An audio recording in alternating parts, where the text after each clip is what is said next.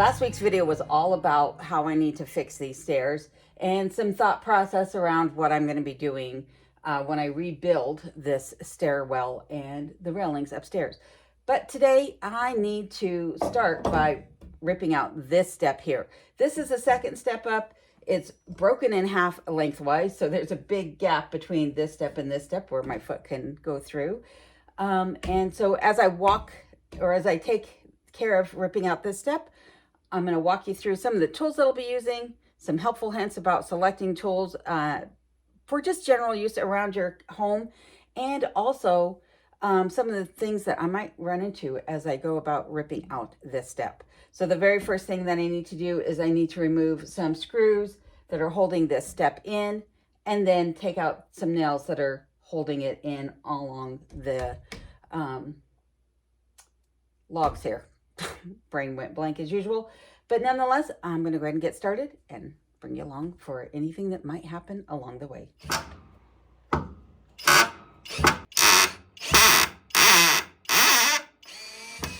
Well, getting the screws out was the easy part, but now I need to get these nails out, which are holding this piece of wood in at a diagonal. But I can't get to the nails because they're sunk in. So what I'm going to do is I'm going to take some tools to chisel out around the nail itself before using some wire cutters to help get underneath the nail and pull it out. But I want to talk for a moment about the tools that I'm using here. This here is a wood chisel. This is what I'll be using to chisel out around the nail, but I don't want to hit the nail with this chisel. So I have a concrete chisel here that if I actually need to get closer to the nail, this is the one that I would be using. I don't want to damage this. This is a softer metal than this is here, and that's why I have the two different types of chisels here. But also, all of my tools, well, a vast majority of my tools, I have picked up over the course of many years at garage sales and estate sales. And, you know, sometimes you can pick these up for $1/4 a piece. And you never know when something like this is going to come in handy. I don't do concrete work, but yet I still have concrete chisels. So if you ever are out at garage sales and you're looking to build up your tool supply, hit up the tool section of those garage sales and see what you can find. So anyhow, I'm going to get started on this because while I taking out the one screw or taking out the screws that were holding it in this way was not that difficult, this is going to take me a bit more time. If your chisel is sharp enough, you can do this by hand. And for what I'm doing, it doesn't matter which side of the chisel I'm using, but this is the glide. So if I was actually chiseling and I need to chisel something away, I would have this glide, this angular piece right here, down and then be hammering away so that this glides along as opposed to doing it this way where it'll just dig in. However, doing this by hand, that doesn't really matter. My chisel is sharp enough that I can come in here with very light pressure and peel away the wood where I need to. And this is going to allow me to get up underneath this nail head and pull that away. This area here, I'll fill this back in with some wood putty when I'm finished repairing this broken step.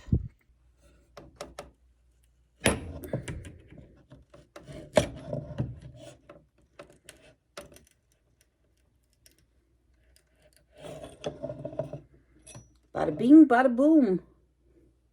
One down and 5 or 6 to go.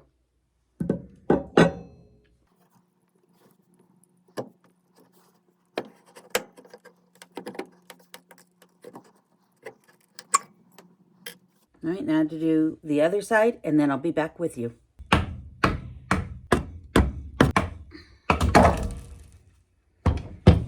Well, there you go. There's the stair tread. As you can see, it's only about 5 inches across. And now I just need to cut a new tread. Luckily, I have some lumber on hand, so I can do this easily and get this reinstalled and secured. And then on to the next one. Luckily, I already had a piece of dimensional lumber on hand, so I can cut myself a new stair tread. This is just a 2x10 piece of dimensional lumber left over from when I did my kitchen counter. And because I have the existing tread, I know exactly how long of a tread I need to make. But one thing to keep in mind about dimensional lumber is, even though this says it's a 2x10, you can always take off about 1/2 inch on the lumber, because a 2x10 only measures actually about 1.5 by 9.5. That is about what the wood measured on the treads that are out there right now. And as you can see here, how much is missing here. So I'm going to go ahead and square this up and make my line of where I need to cut, just using a pencil here. And then that should get me my new stair tread. So I'm going to go ahead and line this up with my saw blade and go ahead and get this cut, taking all other obstacles out of the way. Oh, and yes, if you're looking around this room, it is a disaster right now. This is one of my other projects that I need to do, which is getting this room clean. So on to cutting. This room will wait. Let me grab some safety glasses too before I get started.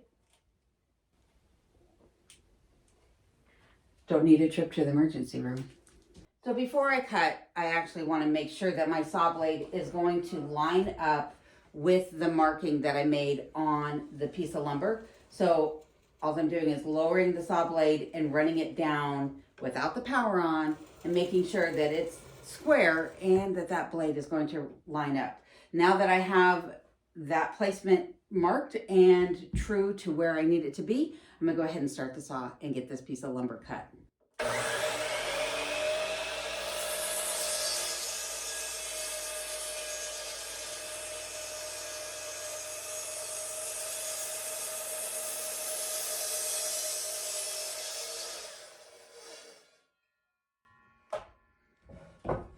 And just like that, I have a stair tread. Now that I have my stair tread in place, I'm just going to use a piece of scrap wood to protect the tread so I don't damage it when I hammer it into place. And I'm just going to gently tap along both sides to make sure it's going in evenly. And I did choose the smoothest side of, Kenai's like, I'm out of here. She's going to start hammering. I did choose the smoothest side of the lumber so that I don't have to do a whole lot of sanding, if any at all.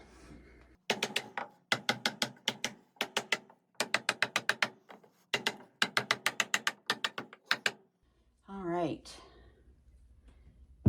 I'm going to check my positioning from up above and just make sure that I'm in a good place, because I can tell you already I'm a little bit too far forward here, but I don't want to get it too far back. Not that I couldn't fix it, but I need to make sure that I have the proper alignment. So I'm going to stand on the stairs and look down and make sure I'm in a good place. In order to figure out how far back my tread actually needed to be, I just took my piece of scrap lumber and I lined it up actually on the step above and figured out where the back of the tread was. I know this is kind of hard for me to show this way, but I figured out where the back of the tread was in comparison to the front of the tread above it. And I found that they aligned. So where the back of this piece would be sitting would line up with the front of the next tread. So I just set this here and just kept measuring that way while moving this, pounding it forward, testing again, pounding forward until I got it into the right placement.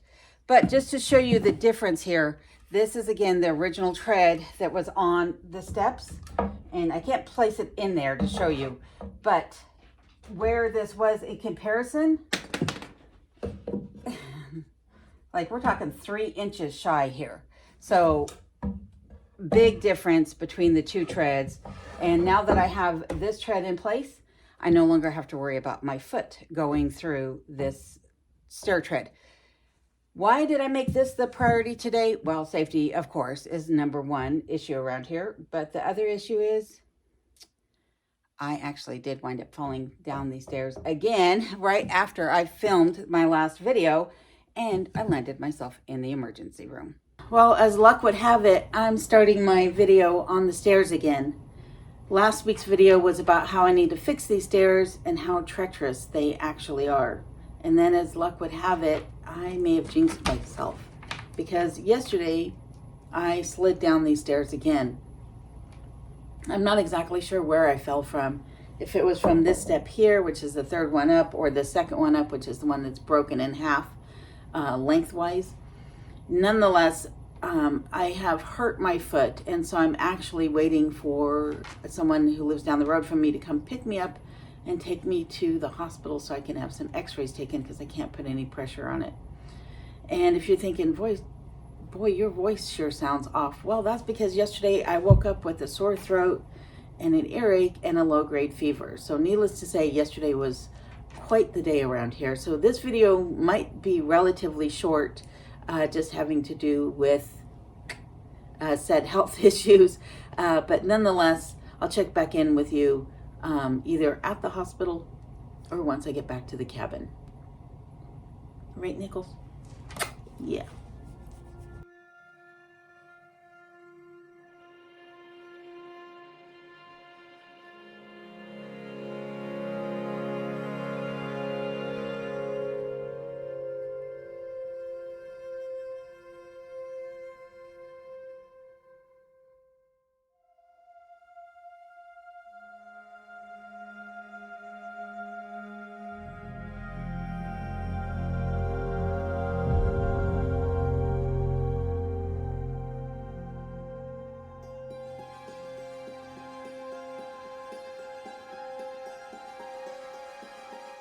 As it turns out, it doesn't appear that my foot is broken. However, the doctors are not sure if there's other damage going on or not. We did take some x-rays while I was at the hospital. As I mentioned, no breaks, no fractures or anything like that. But I may have torn the plantar fasciitis, I believe is what that tendon is called at the bottom of my foot. I don't know if I'm saying that correctly or not. Regardless, though, if that is not the issue, then I may have bruised my heel bone and I'm unable to walk on this. So I'm hobbling around, putting most of my weight onto my left leg and doing what I can to just get around here in the cabin. It's been a full week since this happened. It happened last Tuesday. Here it is, Tuesday, the week following Thanksgiving. Tonight, I did actually try to take the walking boot off and take a couple steps. I was not successful. By the time I put my foot down for that second step, I said nope and put the walking boot back on. So I do have crutches that I can use if I need to, but it's not really easy to do here in the cabin. So I'm just doing my best trying to not apply too much pressure to my foot as it is. But because of the situation, I am going to opt out of the snow pole challenge. I can't guarantee how long it's going to take before I can get back outside and check the accumulating snowfalls on the snow pole. So I'm going to opt out of that challenge. But, you know, who knows? We'll see what it's like after this heals up a bit. And who knows? I might still wind up with the most snow here in this part of Alaska. We'll see. But let's get back to the stairs and I'll show you how I plan on remedying the other step that is off canter and also finish attaching the one that I've already worked on. So now that I have my tread in place, I just need to pre-drill some holes in the tread itself and then I'm going to go ahead and attach it with some screws. But because I'm going against the grain, I don't actually need to use the long screws that were originally in there. These are about a 3-inch screw, so I'm using 1 5/8 inch.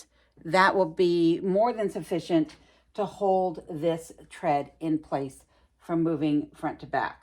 So let me begin by pre-drilling my holes.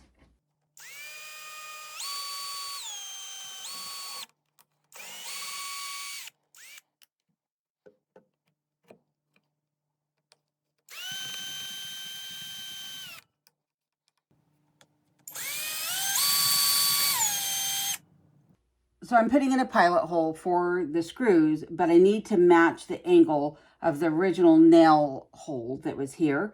This one though, I have a little bit of debris in there, so I had to grab a flashlight and clear that opening now that I have that done. Again, just matching the angle that it originally was. And yeah, so it looks like just two screw holes on each one. So now I'm just going to go ahead and switch out my bit here.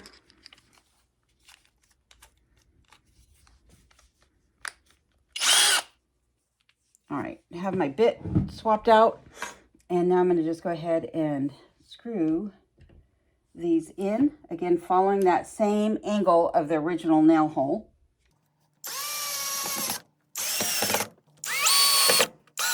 Oh, that's not good. Got a little split in the wood right there.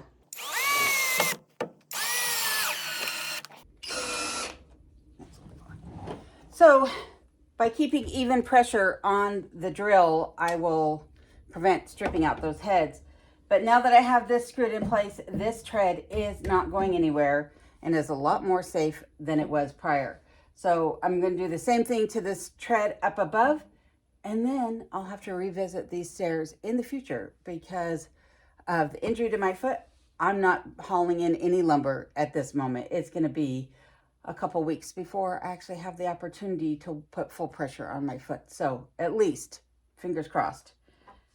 So I'll get to that and I'll get back with you in a moment. This stair tread right here is the one that I showed in my last video that was off kilter or off canter. It was crooked, in other words. And I was able to get it realigned without having to do anything but pound it back into place. Why, you might ask? Well, because it was actually absent of any nails securing it into place. So because those nails were gone, I just tapped it from the back, lined it up much like I did the lower tread, and now I have this one in place. So I just need to put some new nails in here and get it secured. And then Kenai and I can go down these stairs safely. Now, I'm not going to be able to do much about the stair tread that is rising up on one end and shallow on the other. I'll have to figure that one out later, but at least I've got these two remedied. Well, that does it for today's video. As I said, just a short video because of all the issues that I'm having with my foot.